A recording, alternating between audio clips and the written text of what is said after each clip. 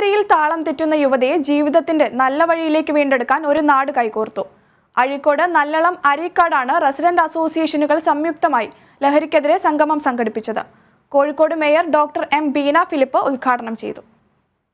ലഹരിയിൽ മയങ്ങി ജീവിതത്തിന്റെ താളം തെറ്റുന്ന യുവത്വത്തിന്റെ എണ്ണം കൂടിയതോടെ അവരെ നല്ല പാതയിലേക്ക് നയിക്കാൻ നല്ലളത്തെ നാട്ടുകാർ തീരുമാനിച്ചു. അങ്ങനെയാണ് അരീക്കാടെയും നല്ലളത്തെയും റെസിഡൻസ് അസോസിയേഷനുകൾ സംയുക്തമായി ലഹരിക്കെതിരെ കൂട്ടായ്മ സംഘടിപ്പിച്ചത്. നാട്ടുകാരുടെ ഈ നല്ല പരിശ്രമത്തിന് പിന്തുണയുമായി എക്സൈസും പോലീസും ഒപ്പം കൂടി.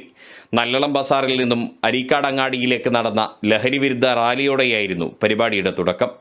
രാജ്യത്തെ തന്നെ ഗ്രസിക്കുന്ന ഒന്നായി ലഹരി മരുന്ന് മാറിയെന്ന കൂട്ടായ്മ ഉദ്ഘാടനം ചെയ്ത Kozhikode mayor doctor M Beena Philip പറഞ്ഞു. എവിടെ നിന്നാണെന്ന് പോലും അന്വേഷിക്കാതെ ചെറുപ്പക്കാരായ മക്കൾ കൊണ്ടുവരുന്ന പണം വാങ്ങി പോക്കറ്റിലിടുന്ന അച്ഛനമ്മമാരാണ് അവരെ തെറ്റിലേക്ക് നയിക്കുന്നതെന്നും അവർ വ്യക്തമാക്കി. ഇത്തരം കാര്യങ്ങളിലേക്ക് കുട്ടികളെ പറഞ്ഞയക്കുന്നവർക്ക് ഒന്നേ എനിക്ക് പറയാനുള്ളൂ, കുടുംബം മുഴുവൻ നശിക്കാൻ പോവുകയാണ് എന്നതിന്റെ സൂചനയാണ്. എവിടെ നിന്ന് എന്ന് പറയാതെ ആൺകുട്ടികൾ വീട്ടിൽ കൊണ്ടുവരുന്ന പൈസ.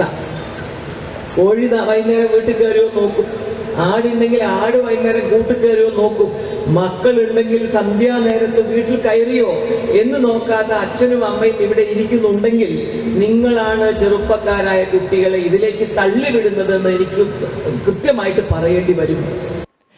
Excise deputy commissioner V Rajendran മുഖ്യാതിഥിയായി. Kozhikode town ACP P Bijuraj, Nallalam police inspector KA Bose, ജനപ്രതിനിധികൾ തുടങ്ങിയവർ സംസാരിച്ചു.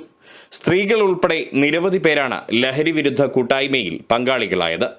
Riyas KMR, Kerala vision news, Kozhikode.